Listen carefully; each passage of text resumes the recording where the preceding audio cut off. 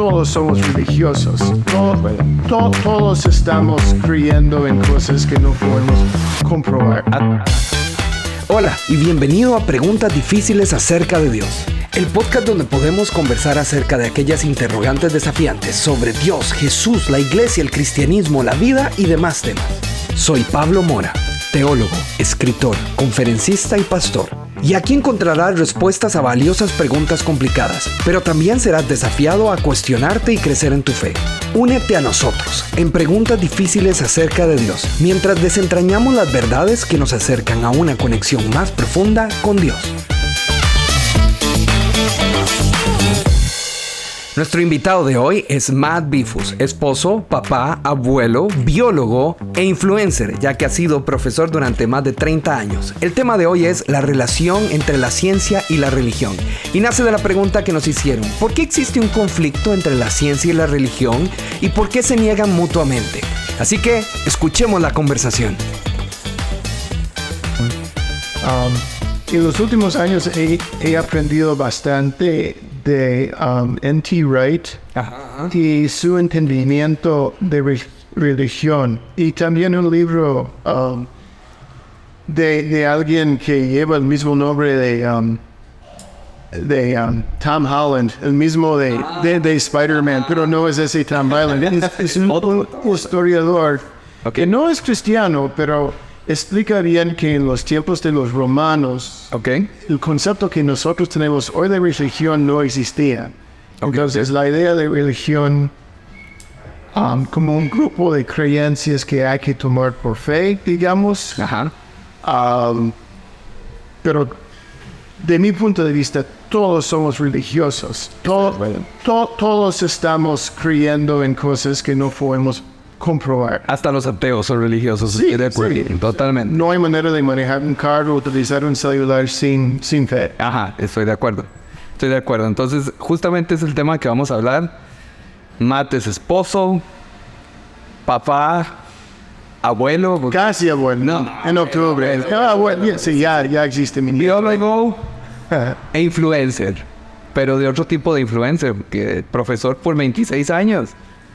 Sí, más como 30, incluyendo mis años en los Estados. 25 aquí en Costa Rica. Entonces, es influencer, no de los de ahora, sino los de verdad. Antes que... Bueno, y el tema que vamos a estar tocando, ya estamos grabando, es la relación entre la ciencia y la religión.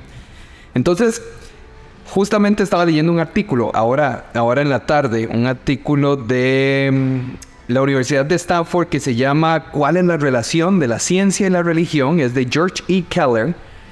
Y él explica en todo su artículo, todo se puede resumir a una sola cosa. A pesar de que hay muchas, hay una sola cosa que es la principal, y es el origen de las cosas. Where everything began, donde todo empezó. Ese es el principal problema que hay. Origen. Okay. Él dice, hay muchas diferentes cosas, pero en lo que más se lucha es en esto. Porque tenemos obviamente los creacionistas jóvenes versus los creacionistas viejos, los Jack versus los Deep, ¿verdad? Y es complicado. Fascinante el síntesis en orígenes, porque cuando la ciencia busca orígenes de toda materia y tiempo, hay un gran signo de pregunta. Sí. Y no es que ciencias no va a descubrirlo un día, pero no sabemos. Y es igual con el origen de la vida. Es un gran signo de pregunta. Y en este momento, creer que vinimos de nada es igual una declaración de fe, de declarar que había un Dios que existía pero antes del tiempo. Es una gran hipótesis. Sí, es una hipótesis. Y es que justamente eso es lo que quiero conversar con vos. Decime vos creciste en una familia cristiana, donde tu papá creía en las dispensaciones. Sí. Y usualmente cuando los papás creen en las dispensaciones son creacionistas jóvenes. Sí. Pero mi padre no era. No, entonces cuéntame. Bueno, mi papá tenía su Biblia favorita, era el Scofield Bible. Ok. Y que tenía, lo busqué, era la primera Biblia que llevaba cross-references y explicaciones pequeñas en los márgenes, como un study Bible, que ya es muy común. Y Scofield era súper dispensacionalista, pero él vio que entre Génesis 1 y Génesis 1.1 y Génesis 1.2, un espacio de tiempo donde podía existir los ángeles y que todo lo que más o menos sabemos de una rebelión contra Dios y la razón por qué tenemos un serpiente en el jardín tentando a Adán y Eva, o Eva en particular, es porque había toda una prehistoria que la Biblia no dice mucho, pero hay evidencia que algo pasó ahí. Entonces eso abrió un gran espacio de tiempo en mi mente como niño y mi papá como a favor de la idea que quizás no tenemos solo 6,000 años en la creación, pero mucho más tiempo. Y un estudio previo que nosotros somos los segundos, digamos, los seres humanos. Para mí, el punto de quiebre fue cuando estaba en la universidad y un profesor que tenía de teología hizo análisis de Génesis 1 y entonces llegó al día 4 de la creación y llega y explica, dice, aquí Dios creó el tiempo, porque crea las estrellas y es con lo que nosotros medimos el tiempo de alguna otra manera, ¿verdad? Y entonces él llega y hace la pregunta, entonces, ¿los otros 4 días en qué tiempo están? Sí, como marcaron 24 horas y no había eso en la noche. Entonces para mí ese fue el momento que se me abrieron los ojos y dije, sí, no tiene lógica. Y es muy interesante porque leyendo diferentes libros, muchos científicos apoyan la idea de Scofield o incluso la otra idea de los 4 días, dicen al 4.º día se creó el tiempo. ¿Qué pasó en esos otros años? Y algo que yo he aprendido en estos 20 y algo años hay una tendencia natural para tratar de inyectar lo que nosotros sabemos del mundo científico dentro de la palabra de Dios, cuando en la realidad, cuando estaba escrito esas cosas, nadie estaba tratando de insertar conocimiento científico dentro de la historia de los 6 días de creación. Y debemos tener cuidado de no ser lo que llaman en inglés concordes, de tratar de artificialmente unir descubrimientos científicos con un texto que lleva obviamente como 2,500 años. Figura de contexto. Sí, porque siempre las ciencias avanzan, borran las ideas, tratan de mejorarlos. Y si nosotros llegamos a una conclusión que así es lo que dicen las ciencias y así podemos acumularlo a la Biblia, ¿qué hacemos cuando las ciencias deciden que no es así? Porque las ciencias sí tienen la responsabilidad de cambiar cuando hay mejor evidencia.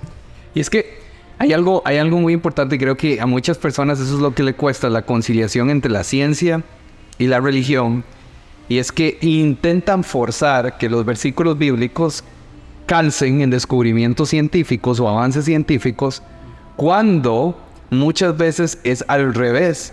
Los avances científicos nos permiten descubrir cosas nuevas en la Biblia o entender cosas que habían en la Biblia y que tal vez no sabíamos. Y hemos tenido muchos avances en nuestro entendimiento de arqueología y descubrimientos y utilizando rayos X para leer más textos antiguos que antes no podíamos leer. Sí, cierto. Y es que justo compré un librito pequeñito que creo que es de este tipo de libros que buscan que los descubrimientos científicos que aún con la ciencia concordancia. Sí, como que concuerden entre sí. Y lo leía y algunas cosas decía, ok, sí, está bien, pero otras sentía que era forzado. Mientras que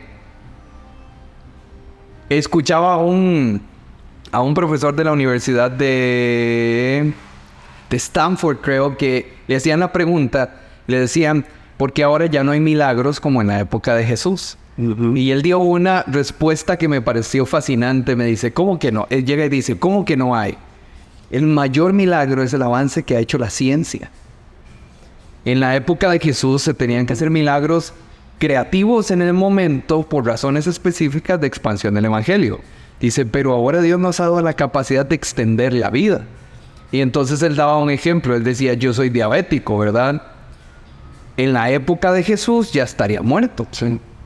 Dice, qué milagro más grande que mi expectativa de vida en aquella época era de 25 años y ahora tengo 68. Decía. Y yo creo que esa perspectiva está muy buena porque Dios espera eso de su pueblo. Uh-huh.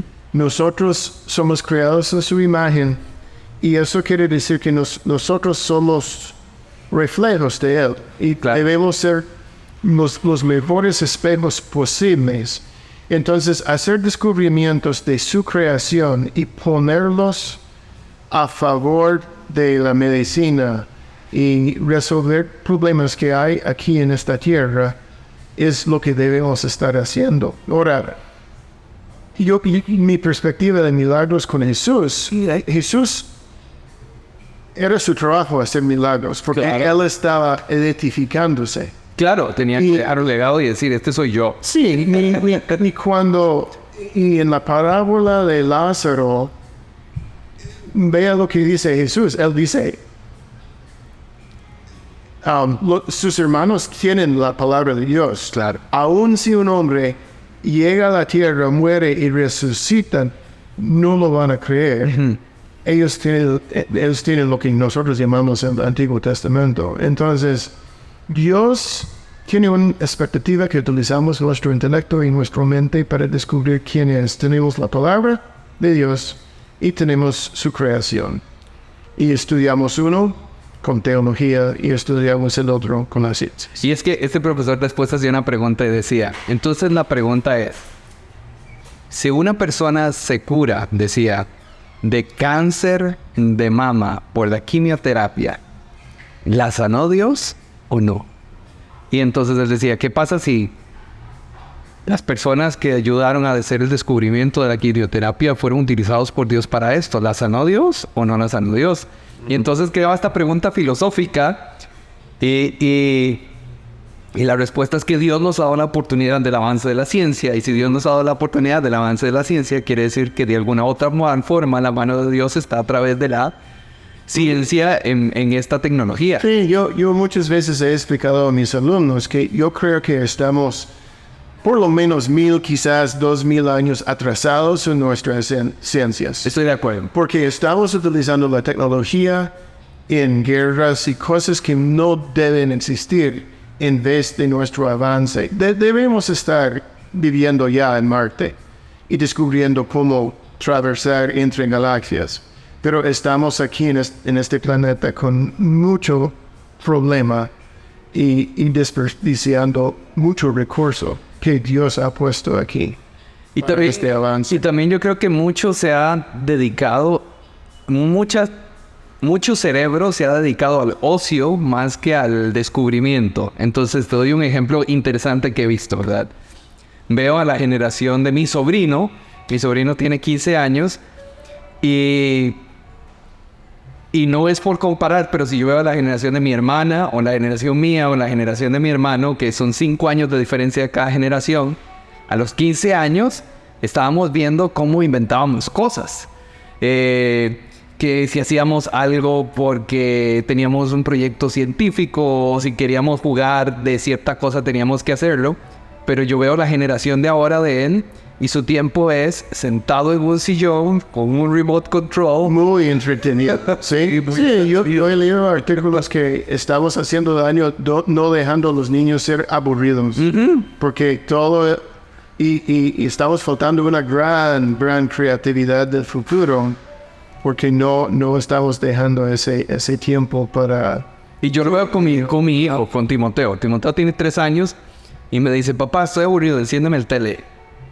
Y le digo yo, no, usa tu imaginación. Pero es que es más fácil el tele, me dice yo. Sí, pero usa tu imaginación. Y creo que los papás nos ha faltado mucho eso.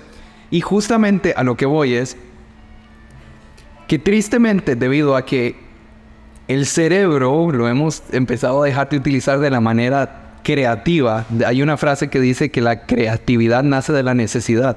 Uh-huh.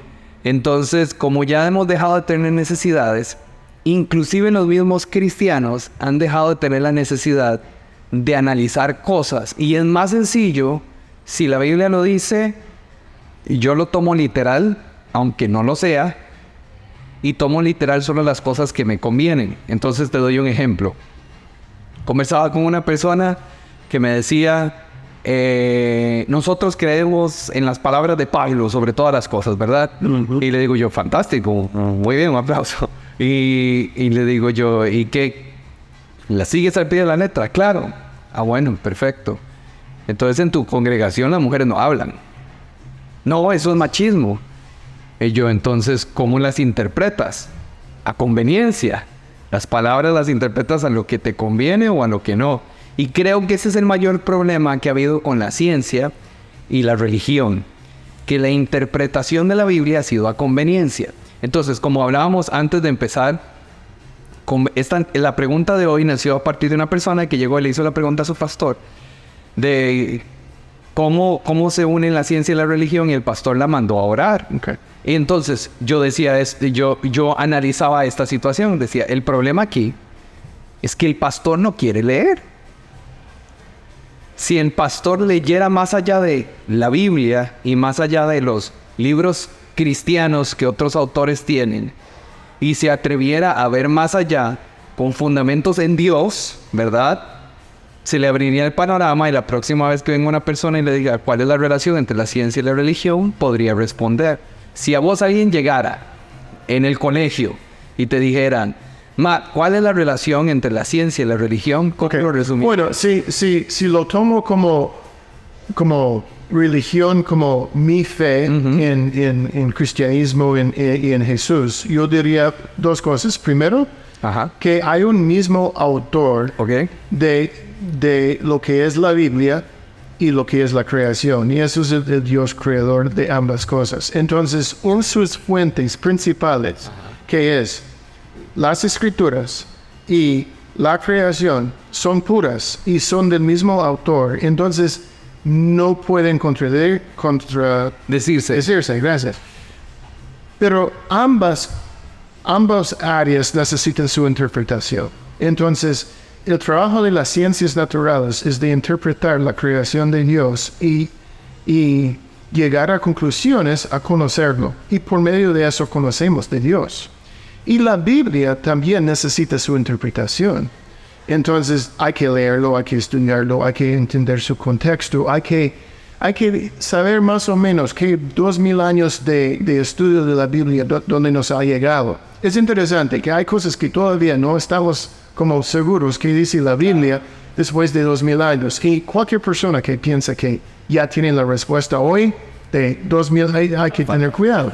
Okay, esa es la primera cosa. Esta analogía muchas veces se llama la analogía de dos libros. Okay. Porque es el libro de la creación, libro de la Biblia. Ambos tienen el mismo autor. Ambos necesitan su interpretación. Si contradicen, entonces seguramente hay la interpretación de uno o el otro o de ambos. Okay. Y humildad es muy importante ahí. Claro. Y hay que entender la naturaleza, como he dicho, de ciencias, es algo que es muy cambiante, porque el científico es obligado a cambiar su opinión cuando hay más información. Y siempre estamos intentando cosas como el Webb Space Telescope, que nos permite ver más largo y en mejores formas. Entonces, ciencia siempre está tratando de avanzar. Y eso es un poco distinto, pero todavía en interpretación bíblica, lo más que aprendemos de idiomas antiguos y la manera que las culturas recibieron eso, a cada rato descubren más cosas en Pompey, cómo era la vida en el tiempo de Pablo. Eso ilumina más qué es lo que recibieron los primeros personas que recibieron esas cartas. Entonces, eso es donde yo empezaría. Yo creo que yo había dicho que iba a decir dos cosas, pero quizás ya he dicho más. No importa, pero un punto que tocaste que me parece muy interesante es el análisis de el Dios creador de las ciencias naturales y el Dios creador de la Biblia.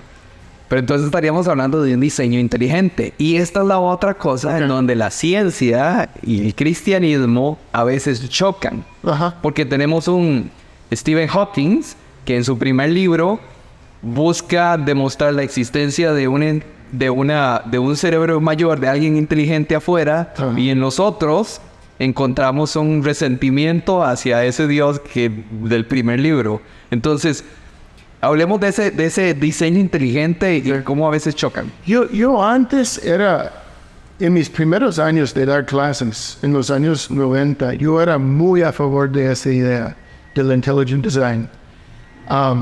Pero después leí el libro de Francis Collins, The Language of God. Y yo creo que sí, eso está traducido en español, el lenguaje de Dios. Creo que sí, habría que buscarlo. Sí. Pero él me explicó en su libro, que hay que tener mucho cuidado con lo que llamamos en inglés the God of the gaps. Okay. El Dios de las huecos, de las brechas o huecos. Y es como celebrar de vez en cuando que la ciencia no sabe algo. Y ahí donde la ciencia no sabe, inyectamos, entonces... Nosotros sí sabemos. Sí, es Dios. Ahí hemos encontrado a Dios. Y eso es malísimo, porque Dios es el Dios de todo. No solamente de la ignorancia científica. A la vez, hay algunas cosas que yo creo que nos apuntan hacia Dios, porque ese universo en que vivimos Claro. tiene variables perfectas para el desarrollo de la vida. Lo que se conoce como la ciencia del fine tuning. Fine tuning, sí, exactamente. Y hay un argumento que, obvio, si estamos aquí para observar esas cosas, tiene que ser así. Y hay una ilustración de alguien que se manda, ¿cómo se dice? Para ¿A disparar? a disparar, firing squad, que hay muchos. Ok, sí. Okay. ¿Cómo se llama eso? Como Cuando un hay... grupo de gente que anda disparando. Sí, pero todos en línea porque van a disparar una sola persona. Ok, sí. Y todos se marcan. Como un pelotón de fusilamiento. Ok, eso. Ok. Entonces digamos que hay 10 personas con rifles apuntando a una sola persona. Y el comandante dice fuego y todos disparan. Ok. Pero el hombre no recibe ningún Balazo. Entonces, esa persona va a decir, bueno, obvio, estoy aquí para pensar el pensamiento. Entonces, no me llegaron ningún bala. ¿Eso va a ser su reacción o su reacción será, qué increíble es eso? Su reacción va a ser que esa... Sí. Y lo mismo con el universo. El universo tiene las condiciones perfectas. Ahora, algunos dicen, y Marvel ha tomado eso, que multiverse sí hay. Claro. Pero siempre tiene que haber una madre de los multiversos. Entonces, solamente pongamos la pregunta más ajena. Entonces, hay evidencia. La misma Biblia dice que el cielo proclama la gloria de Dios en Salmo 19. Hay evidencia de un muy excelente Dios en su creación, pero solo podemos saber cómo tan excelente es y saber qué ha hecho por nosotros y cómo va a resolver nuestros problemas por medio de Jesucristo, por medio de la Biblia. Entonces, los dos libros apuntan a Dios, pero de sus propias maneras y necesitan su propia... Pero en Intelligent Design tengo... mis reservas. Reservas, porque debemos dejar que ciencias hace su trabajo y trata de explicar cosas de la manera empírica sin involucrar un milagro. Y es ahí donde voy, porque el problema es que creo que el cristianismo lo que ha buscado es sobre espiritualizar las cosas, que todo sea milagroso, ¿verdad?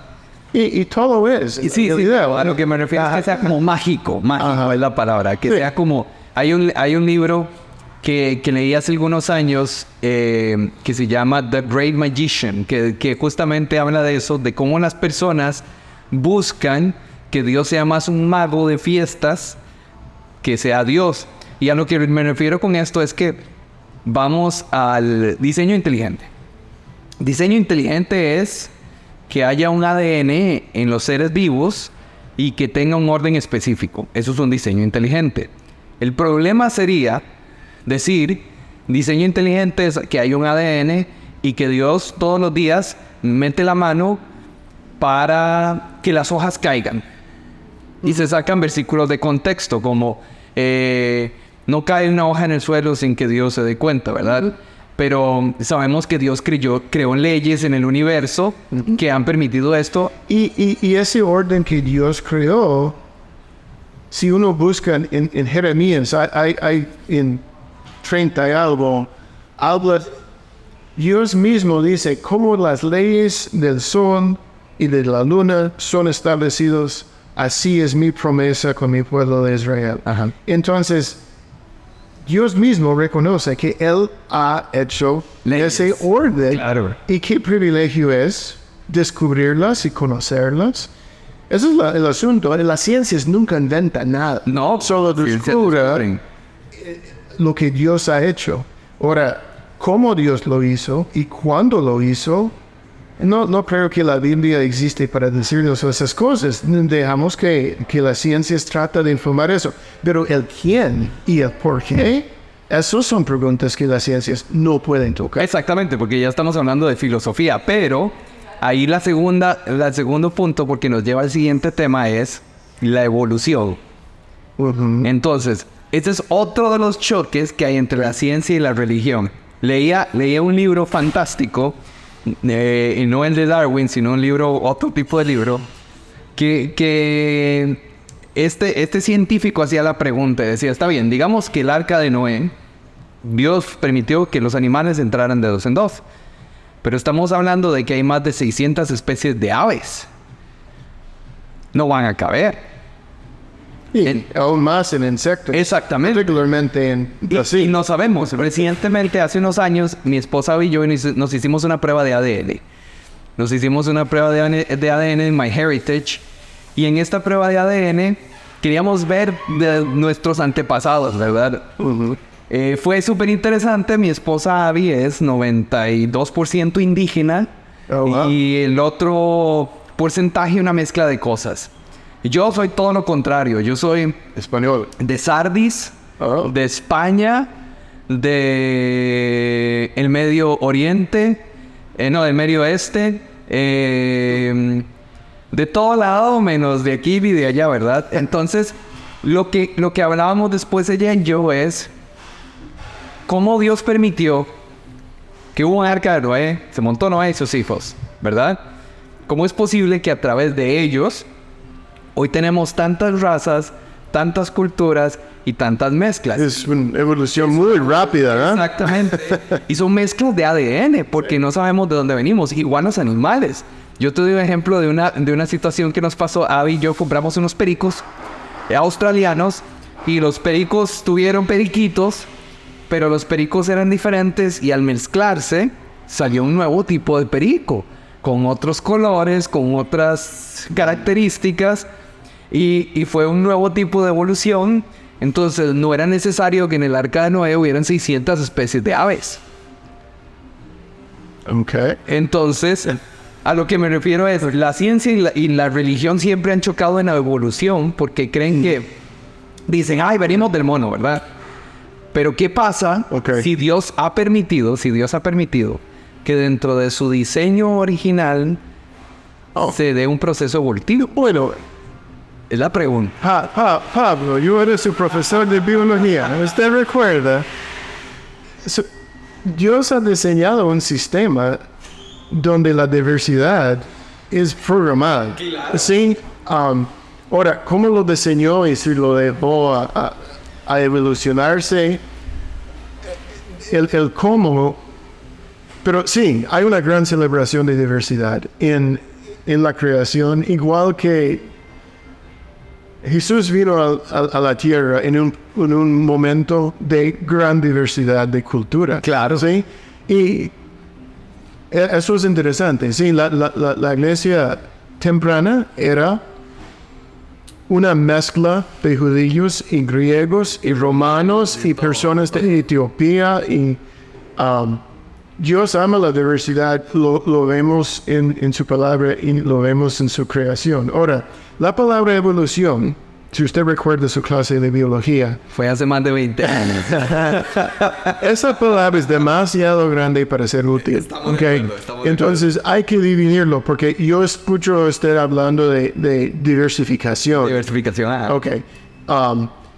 Y la idea de que los seres humanos llegando de monos no es una idea científica tampoco, es como ancestro en común. Entonces, sí, no estoy aquí para dar una lección de evolución y biología, pero es difícil hablar de evolución sin definir qué tipo de evolución Y estamos ese es un punto hablando. fantástico, porque creo que ese es el mayor problema que ha habido entre la ciencia y la religión. La religión ha dicho, la palabra evolución es pecado, ¿verdad? Sí, pero no se ponen a analizar y decir, bueno, ¿qué tipo de evolución estamos hablando? ¿De diversificación o qué tipo de Sí. evolución? Y por eso, cuando yo doy clases de eso, yo divido la idea en 5 ideas y yo pido a mis alumnos, normalmente de último año, de demostrar que saben la definición de cada uno y que hay diferentes niveles de evidencia para cada uno. Algunas ideas no tienen evidencia ninguno. Otros tienen una evidencia tan fuerte que aún las creacionistas Young Earth de Tierra Joven están de acuerdo. Yo he escuchado Ken Ham dar una explicación de natural selection, de selección natural, como perfecta. Genial. ¿Ok? Pero él no quiere llamarlo evolución. Pero eso sí es evolución. Es una de las definiciones más importantes de natural selection. Entonces, yo creo que es importante como clasificar las ideas y ser muy claros de qué tipo. Y justo ese es el punto que quería llegar. Porque, como te decía, el problema es, a nivel de la religión, a nivel del cristianismo, el problema es que hay palabras que se vuelven tabú. Entonces se vuelven prohibidas. Y creo que, y aquí es donde yo usualmente incentivo a los pastores con los que hablo y les digo, yo creo que lo más importante es que si usted le tiene miedo a la evolución, se lea libros de evolución y que se dé cuenta que hay diferentes tipos. Ajá. Para que no llegue y diga, no, es que la evolución no es de Dios, no. Sí. A lo mejor ves otro tipo de evolución y dices, mira, Dios tiene un plan perfecto. Por eso yo recomiendo ese libro de Francis Collins, porque él lleva mucho. Él cuenta su testimonio, que es un testimonio increíble. Él como médico científico, buscando de Dios, encontrando que C.S. Lewis y su argumento para Dios era tan buena que él tenía que aceptar a Jesucristo últimamente. Pero después de contar su testimonio, él habla en una manera muy clara, definiendo estas diferentes áreas de origen del universo, la edad de la Tierra, porque las ciencias llegan a conclusiones sobre esas cosas y después concluye con la parte biológica, que es su especialidad. Sí. Entonces, para ir recapitulando ideas, hemos estado conversando del conflicto entre la ciencia y la religión, cómo Que no debe ser que no debería ser conflicto y que la mayor parte del tiempo ha sido una cacería de brujas, ha sido un miedo entre unos contra los otros y están en ambos lados, ¿sí? Porque hay personas como usted mencionó, como Hawking, que son violentamente en contra de la religión. Claro. Y su religión es scientism. Ajá. Pues es eso en español. No es cienciología, es cientismos. Cientismo, quizás, porque ellos, su declaración de fe es que no hay nada más que el mundo natural. Claro. Si uno recuerda Carl Sagan y su programa de Cosmos, él empezaba cada episodio, él declaró su fe, que solo existe el universo. Entonces, solo las ciencias nos puede dar verdad. Eso es una religión, claro. y eso sí es un conflicto, porque eso es falso. Hay mucho más de la vida de cualquier científico que de lo que él conoce o ella conoce científicamente. Pero al otro lado, como usted dice, también hay un gran miedo de vez en cuando de la palabra evolución, y un rechazo sin estudio y puede hacer mucho daño a jóvenes. Porque si un joven quiere ser un médico Claro. y va a la universidad, y Costa Rica no hay universidades cristianas, quizás si va a Liberty University en los Estados, tiene una manera de estudiar medicina sin estudiar la evolución.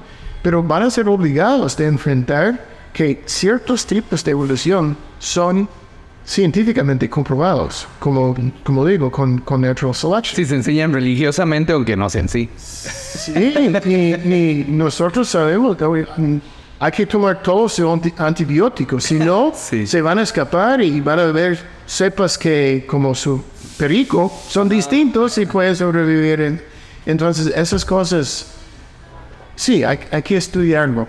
Hay que estudiarlo y sin temor, porque Dios es Dios de todo.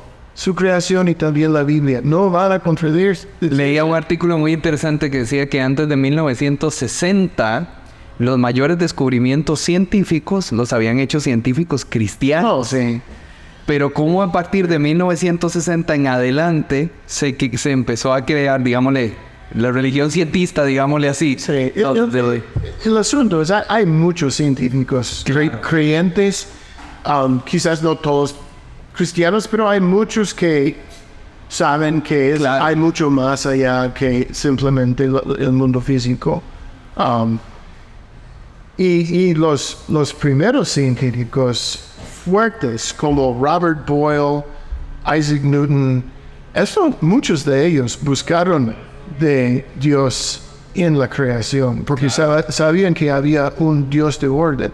Y por eso el mundo cristiano ha avanzado mucho más rápido en temas científicos que otras civilizaciones. Claro. Porque cristianismo ve un universo de orden, porque tiene un Dios de orden. Otras maneras de entender el mundo donde es puramente espiritual, no buscan orden porque no hay expectativa para orden. Entonces, yo creo que debemos dar gracias a nuestro legado cristiano en el mundo del, ¿cómo se dice?, oeste. El oeste, sí, de este lado. Y en que hemos hecho tantos avances científicos. Claro. Es por nuestra creencia en un Dios de orden que creó un universo con orden y leyes.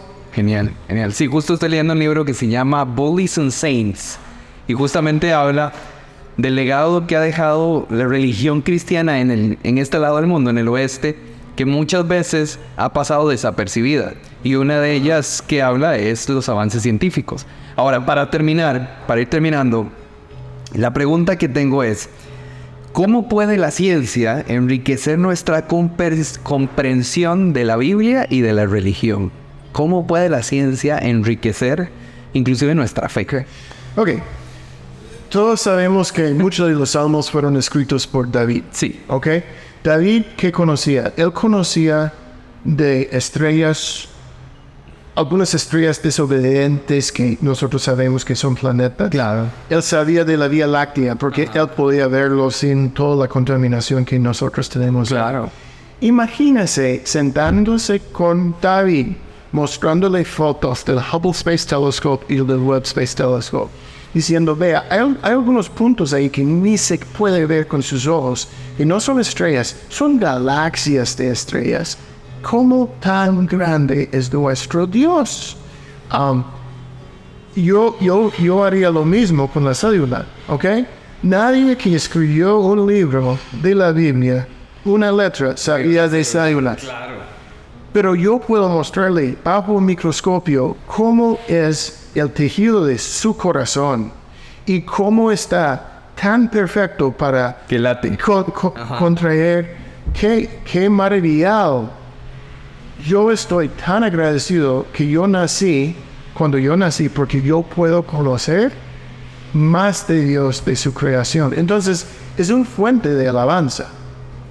Y por supuesto, uno puede también hablar de descubrimientos que nos permite conocer más del tiempo de Dios y de las escrituras también, como he mencionado.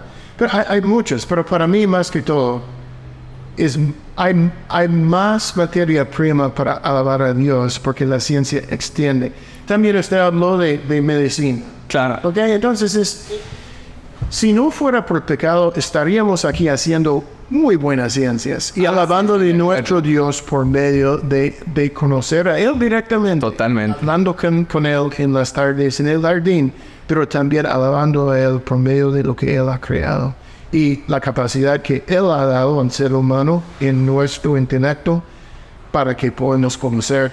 No es tan difícil conocer ciencias. Y es que hay un punto interesante, y es que cuando vamos a la época de Jesús, los milagros que Jesús hacía era para que las personas pudieran ver el poder de Dios. Sí.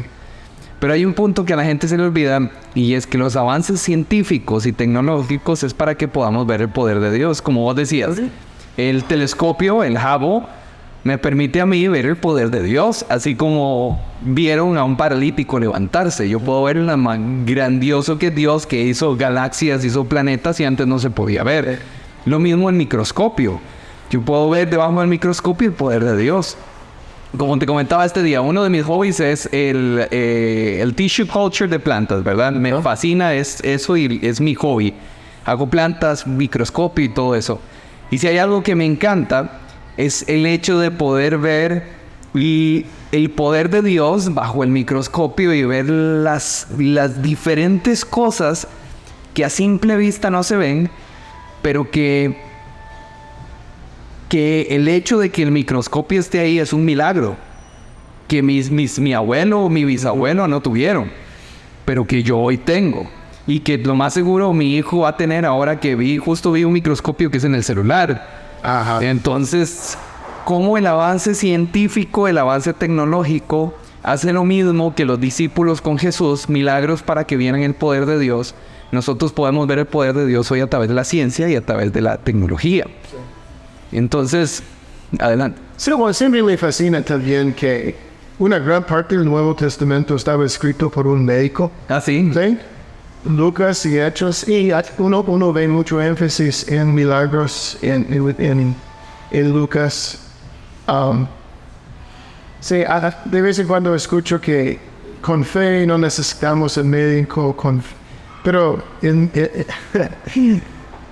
Dios vio muy necesario como tener un médico escribiendo parte de la palabra de Dios que leemos. Yo creo que cuando uno dice que con fe no se necesita la ciencia y los doctores, creo que hay más falta de fe en eso que el hecho de confiar en Dios que utilice a los doctores para que hagan algo al respecto. Porque el problema es que la gente de nuevo quiere algo mágico, quiere un Dios mago de fiestas, que saque un conejo del sombrero y que todo el mundo lo observe. Pero no quieren un Dios científico que te diga, no, vea, estos son los pasos de cómo pasó, esta es la explicación de cómo pasó, y así se midió. Sí. Y a la gente eso no le gusta, porque a la gente le gusta lo fácil, no le gustan los procesos. Lo que está en el libro de Juan sobre el hombre que nació ciego, Ajá.